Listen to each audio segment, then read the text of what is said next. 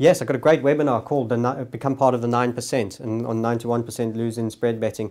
And you've got to, well, there are so many things you would need to do to become part of the 9%. If it were that easy, everyone would be part of it. And there's a lot of intelligent people making up part of the 91%. And in fact, you will always vacillate. You'll be in the top 1 and occasionally you'll be outside the 9%. But what you do need to do is you need to potentially decide on a strategy that looks after all elements of money management. And we've discussed the risk reward, we've discussed losses. You've got to manage losses, that keeps you in the game.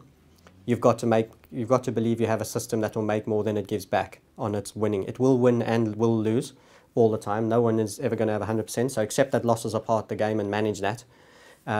Become as systemic as possible in determining what your setup is. So the more it can be reduced to logic, the better, and the tighter. And then you need to stick to the system as systemically as possible as well, which most people are incapable of with emotions, particularly after, say, 3 losses. You'll be snakebite fearful, and after 3 wins, you'll be piling on twice the size. And that'll be the one that'll lose and give back all of those 3 wins and some. So that's where focusing on, if you had to develop a black box system, is not a bad process for defining your strategy and that which you find interesting. Observing charts, a lot of observation, a lot of drawing of charts, and a lot of use of patterns. Patterns are probably the most powerful technical analysis tool for me outside of the larger trend Dow theory. What are some trading mistakes to avoid? Most trading mistakes made by beginners, even intermediates and occasionally even advanced people when they lose their heads, is to do with trade sizing. So they take a loss too big. There's no damage done in taking your managed loss. That's part of the game and being wrong. The problem is that recovery ladder when you then emotionally negatively respond to taking an already slightly bigger loss. So let's say you lose 15 or 20% and then you think, damn, I want to get back to where I was, so I need to make 25%, so I'll trade bigger again, I'm sure I'm right this time. You can't cope with the mental it's like a mental cognizance dissonance, cognitive dissonance that makes you need to get back to where you once were, because you're now seeing yourself as the lesser self as dictated by this balance. And that then pressurizes you into trading bigger again on what looks like a sure thing. But now you're punch drunk because you must find an opportunity quickly. And it's not a sure thing. It's the first thing you grabbed hold of that best represents a possible trade. So you then bastardizing your criteria to grab hold of something that you expect to leverage you back into where you once were. This is a very big fatal spiral, because once again you then overtrade because you've got to make back more to get back up, and that's the recovery ladder concept, and boom, that is probably the single most destructive. That sees someone have a £10,000 account reduced to, you know, a few hundred or £1,000 and then virtually giving up, realizing that they've blown it. Size. It's 91% of people are in that sort of category.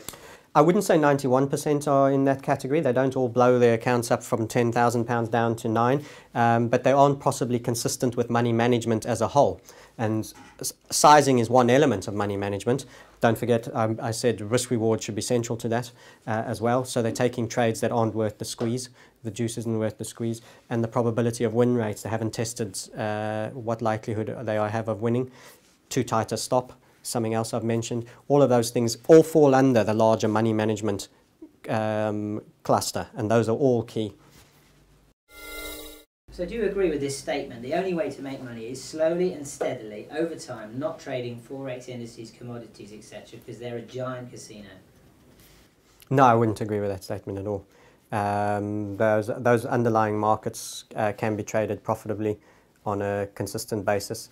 There isn't an efficient market hypothesis that truly keeps everything at true value. Anything that involves people will have reactions and overreactions and underreactions. So no, I think you can. I think I wouldn't be in the game if I didn't feel that there was an edge that could be taken.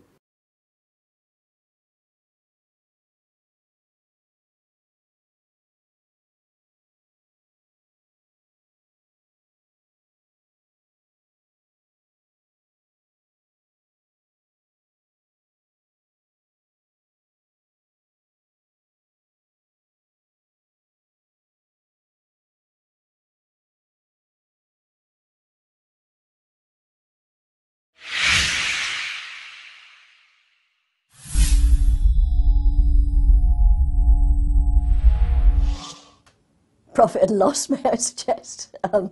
No, without being facetious here. Winners, I'd say, is money management, really. That they've got that, not to the last penny or the last calculated whatever, but they've got some kind of instinct in there which allows them to more correctly assess probability, because that's really what it is, assessing probability. And when the odds are in your favour, then you go for it. If you think they're stacked against you, keep away, right? Certainly that. I think also perseverance. It is hard work. As a trader, what you are trying to do is be cleverer than everybody else in the market, because let's not forget, this is a zero-sum game, right? Trading is a zero-sum game. For one person who's made a profit, somebody else has lost money along the way. So by saying that you're going to trade profitably, you put yourself up to be cleverer than everybody else. Well, that's a jolly tall order, isn't it? So if you want that tall order, you've got to really work hard at it. Every day, all the time, learning, trying, testing, and all the rest of it, and you just have to keep at it. So perseverance is another very important quality.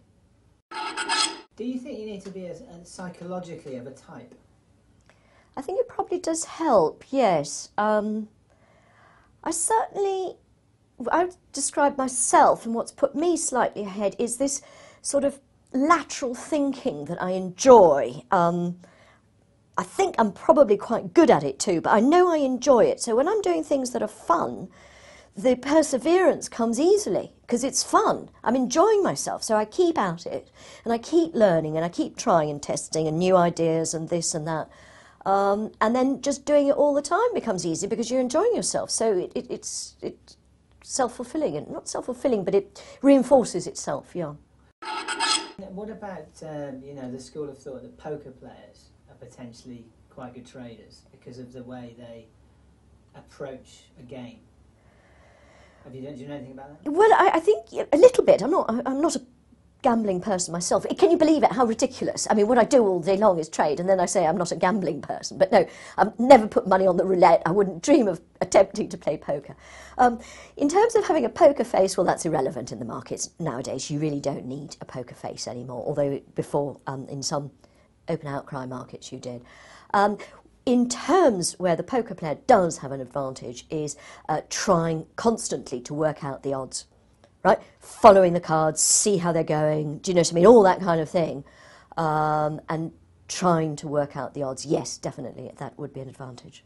Do you have a favourite trading rule? It's not really a trading rule, but it's think, and think again.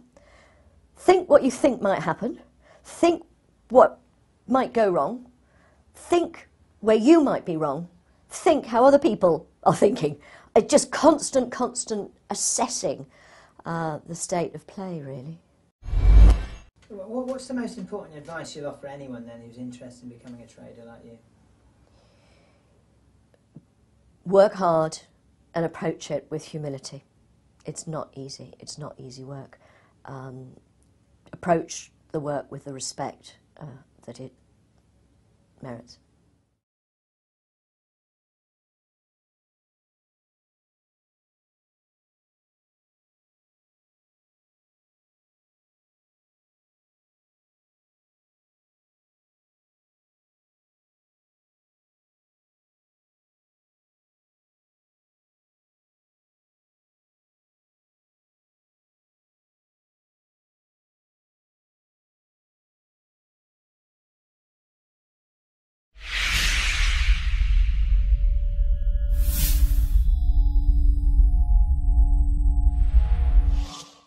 So do you know many traders who make a living, and what are their characteristics? Tell us a bit about them. I mean, I know lots of traders who make a living from it, either working at banks or for themselves. I think what's quite interesting is when they work for banks, what they often fail to understand is the reason why they are profitable is because they're sitting in the flow. They're sitting, in the different, in the flow of the client business. So clients buying and selling stuff, stocks, bonds, FX, whatever you want to look at. And then when they leave their bank and go and set up their own hedge funds and become a proprietary trader at a hedge fund, they often don't perform as well because they're missing that flow. And I think that's actually, that's a classic problem that you see of, again, I think it's self-attribution bias. They think they're absolutely brilliant traders when actually what they are is getting a lot of the information from working inside a bank, and they can't replicate that when they're outside of the bank. So I think that's another example of emotional bias. I think self-attribution bias, I think that one's called. Have you seen traders and you've thought, actually I can see that guy's got a good future, or girl? Have you seen, is there something in the personality that makes you change? Yeah, I mean, like I said, I think, and this goes with fund managers as well. Not with fund managers, actually. Humility is quite underrated. You know, the humility to accept that you are wrong and take your losses, I think, is one of the most important things a trader has. Forget about the wins. Everybody is fine on the wins. It's how you treat your losses, to me, that determines whether you're a good trader or a bad trader. Because everybody will have losses. So it's your attitude to your losses, not your wins, that determine whether you make a good trader. And like I said, it's emotional detachment. It's to be as rational as is possible, to accept that situations change and therefore your opinion should change, not to be wedded to a particular view, which is, you know, one of the emotional biases we discussed. So it's all those attributes, but particularly how the trader reacts to a loss. That to me is a big indication of how they will, whether they'll be successful in the future or not. And have you met people like that? Oh, of course. I've worked with lots of traders, and I know lots and lots of traders. So of course, but clearly I tend to know the successful ones because they're still trading. Otherwise, they wouldn't still be trading. You know, the joy of markets is they kind of shuffle out the ones that don't perform relatively quickly. Quite painfully, probably, for some of them. It must be tough on people who think they've got it and just genuinely haven't got the emotional mentality to deal with it and to deal with it properly. Oh, the ability for the human being to self-delude is quite high, actually. Always to blame somebody else. Oh, the markets went wrong. Oh, something else. It's not my fault. That's a very, very bad signal. If you hear a trader say it's not my fault, something went wrong, that's a very, very bad signal. That's a sell signal to me on a trader.